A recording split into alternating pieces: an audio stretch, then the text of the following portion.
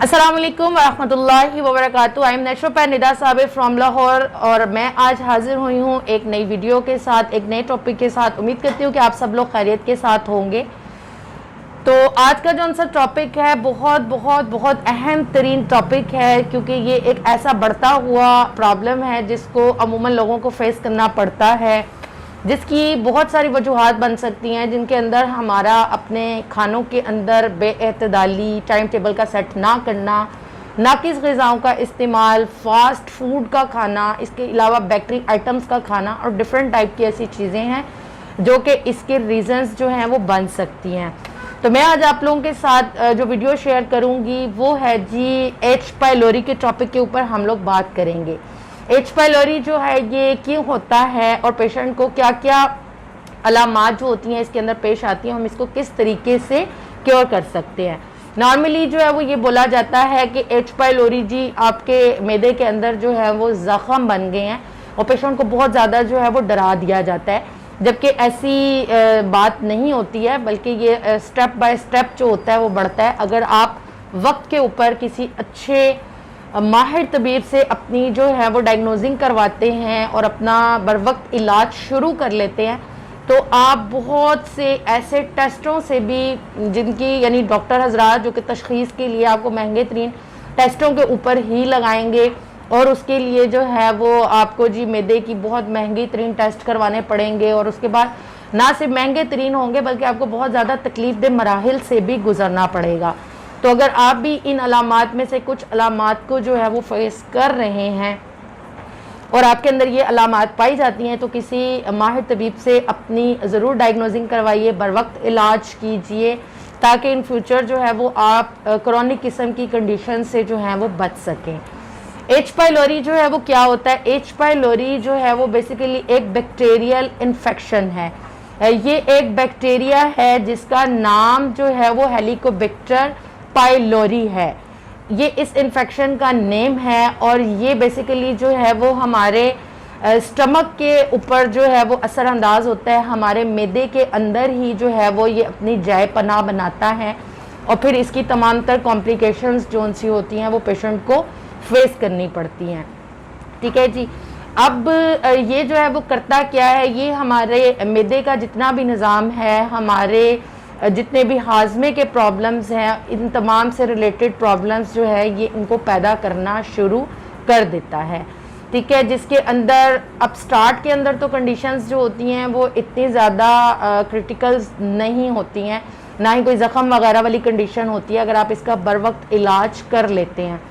तो शुरू के अंदर जो अलामात हैं, यानी मरीज़ को मैदे के अंदर एक जलन का और एक दर्द का एहसास, एक बेचैनी की सी कैफियत, भूख का ना लगना या खाना खा लेने के बाद ब्लॉटिंग यानी डकार वगैरह का आना या उबकाइयों का आना, मतली और कैसी की कंडीशन जो है वो रहना, और फिर आगे जाकर अल्लाह ना करे कि अगर इसका प्रॉपर ट्रीटमेंट जो है वो नहीं करवाया जाता या वक्त पर इलाज नहीं किया जाता, तो आप जो है वो इंटेस्टाइन्स के आपको प्रॉब्लम फेस करने पड़ सकते हैं।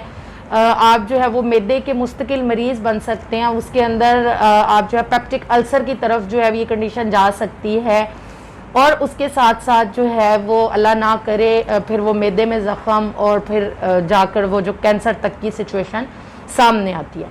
लेकिन अगर आप बर वक्त इसका ट्रीटमेंट करते हैं और अपना प्रॉपर तरीके से जो है वो केयर करते हैं, अपनी खुराक का जो है बड़े अच्छे तरीके से ख्याल रखते हैं, तो ऐसा मसला नहीं है कि आप लोग इससे जो हैं वो जान नहीं छुड़वा सकते। तो अलामात जो मैंने आपके सामने ज़िक्र की वो यही अलामात बनती हैं और असबाब का जैसे पहले भी बताया कि क्या होता है, बहुत ज़्यादा जो है वो खाने के अंदर बेएतदाली या खाना खा के बस बैठे रहना और वॉक ना करना या उसको हज़म ना करना, बहुत ज़्यादा स्पाइसेस का इस्तेमाल, इसके अलावा मंशियात का इस्तेमाल, कोल्ड ड्रिंक्स का इस्तेमाल, फ़ास्ट फूड के अंदर जो जितने भी बर्गर, शवारमे और जो है पिज़्ज़ा वगैरह का इस्तेमाल, ठीक है, और इसके अलावा बेकरी आइटम्स हैं, उसके अंदर मुख्तलिफ़ तरह की मिठाइयाँ हैं, समोसे हैं, पकोड़े हैं, ऐसी चीज़ें हैं। तो ये तमाम के तमाम जो हैं ये इसके असबाब बनते हैं। अलामात मैंने आपके साथ जिक्र कर दी। और फिर आगे जा जा के ऐसी भी अलामात सामने आती हैं कि मरीज़ का जो सा वज़न होता है वो दिन ब दिन कम होना शुरू हो जाता है। ये पेशेंट जो होता है बहुत ज़्यादा शिकायत करता है इन तमाम तर अलामात के साथ। कानून मुफरद अज़ा के मुताबिक हम लोग यहाँ पर बात करेंगे तो इसके अंदर ये जो होता है 2 नंबर में और 3 नंबर में, यानी उज़लाती असाबी तहरीक होती है मरीज़ की, उज़लाती गुद्दी तहरीक जो है वो होती है। एक बात यहाँ पर एक कुलिया जो है वो हमेशा याद रखिए, किसी भी टाइप का अल्सर हो, जब इसका जो सा ताल्लुक़ है साथ में असाब के साथ आता है, जैसे उज़लाती असाबी तहरीक है या गुद्दी असाबी तहरीक है, यानी असाब के साथ जो होता है वो उसका कनेक्शन होता है, तो वहाँ पर पेशेंट की जो सी सिचुएशन होगी, मरीज़ जो है वो दर्द को और मरीज़ जो है जलन को और बेचैनी को इसको बहुत ज़्यादा फील करता है, बहुत ज़्यादा जो है वो उसको ये चीज़ महसूस होती है। ठीक है जी। अब हम लोग बात करेंगे इसके ट्रीटमेंट के ऊपर, इसकी ग़िज़ा के ऊपर कि मरीज़ को अपना प्रॉपर केयर जो है वो किस तरीके से करनी है। ठीक है जी। तो उसके लिए मैं आप लोगों को यहाँ पर बहुत आसान किस्म के रेमेडीज़ आप लोगों के साथ जो है वो शेयर करूँगी। कोई मुश्किल इलाज नहीं बताऊँगी, बहुत आसान चीज़ें बताऊँगी। ऐसे मरीज़ के लिए मैं कुछ एहतियाती तदाबीर बताऊँगी। ठीक है। ऐसे मरीज़ को कम से कम 7 डेज़ के लिए उसकी जो सी रोटी है उसको तो टोटली बंद कर दें। ठीक है जी। उसकी रोटी जो है वो उसको बंद कर दें। इसके अलावा यहाँ पर एक हर्बल आप उसको जूस भी बना सकते हैं, हर्बल टी भी बनाकर आप उसको इस्तेमाल कर सकते हैं। तो करना क्या है, यहाँ पर आप लोगों ने जो है वो ज़ीरा सफ़ेद, पुदीना, सौंफ और चौथे नंबर पर आपने यहाँ पर तुख मलंगा जो है वो इसकी ऐड करनी है। इसका एक आप जूस तैयार करेंगे इन तमाम तर चीज़ों को पानी के अंदर शामिल करके, यानी 1 गिलास के लिहाज से अगर मैं आपको बताऊं तो ये चीज़ें आप तकरीबन ½ टी स्पून, ठीक है, हर चीज़ जो है ½ टी स्पून के करीब आप ऐड करेंगे 1 से 1.5 गिलास पानी के लिए। ठीक है जी। तुख मलंगा जो है वो उसको आप पहले थोड़े से पानी के अंदर थोड़ी देर के लिए जो है वो भिगो लीजिएगा, उसके बाद इसके अंदर ऐड कर दीजिएगा, इसको अच्छे तरीके से ग्राइंड कर लें। पेशेंट ने पूरा दिन जो है यानी इस पानी में से ही पानी जो है वो साथ में इस्तेमाल करना है। ठीक है। रोटी उसकी 5 से 7 दिन के लिए टोटली बंद कर देनी है।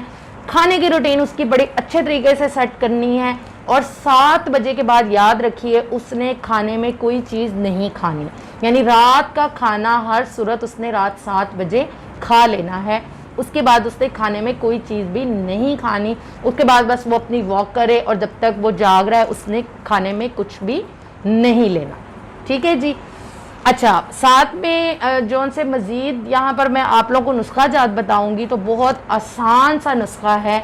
आपने मरीज़ को हल्दी, मुलट्ठी, सौंफ, ठीक है जी, हल्दी, मुलट्ठी, सौंफ जो है इसका सफ़ूफ तैयार करना है। ये हम वज़न ये तमाम तर तीनों चीज़ें जो हैं वो हम वज़न लेनी है और मरीज़ ने 1000 mg में आप इसको इस्तेमाल करवा दीजिए।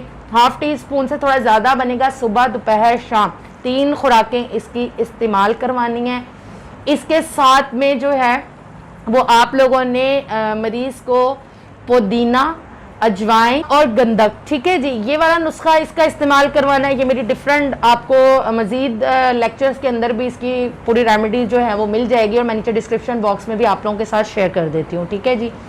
तो ये दोनों नुस्खा जात इसके साथ चलेंगे। साथ आपको बता दिया कि आपने मरीज़ को 2 और 3 नंबर के जो हमारे डाइट प्लान है ये टोटली तौर पर उसके बंद करने हैं।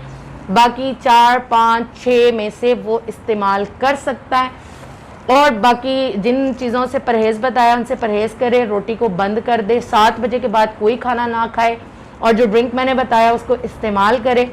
इंशाल्लाह परेशान होने की बिल्कुल ज़रूरत नहीं है। अल्लाह रब्बुल इज़्ज़त की ज़ात जो है वो करम फरमा देगी, आसानियाँ फरमा देगी। अपना और अपने चाहने वालों का बहुत ख्याल रखिएगा। मुझे भी अपनी दुआ में याद रखिएगा। मेरे चैनल को सब्सक्राइब करना मत भूलिए, बेल आइकन को प्रेस कर लीजिए। दुआ में याद रखिए। अस्सलाम वालेकुम व रहमतुल्लाहि व बरकातहू।